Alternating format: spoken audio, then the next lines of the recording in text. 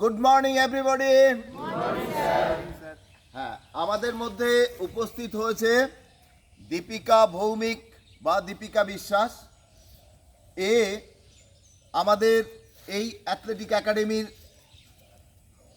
এমন এক ছাত্রী যে কিনা 5টা ইন্টারন্যাশনাল অ্যাথলেটিক মিট করেছে এবং এই মুহূর্তে দুর্গাপুরে পোস্টেড সিআরপিএফ এর অ্যাসিস্ট্যান্ট কমান্ডেন্ট।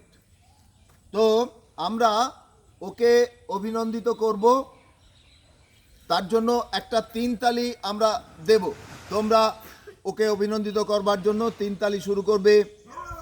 শুরু করো।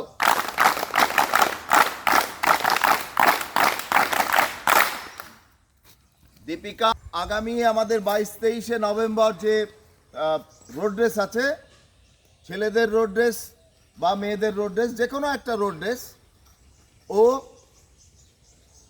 উদ্বোধন করবে, সেরকমভাবে একটা আলোচনা হয়েছে। আর আমরা এই মুহূর্তে দীপিকাকে সামনে রেখে একটা ছবি নেব। চলো।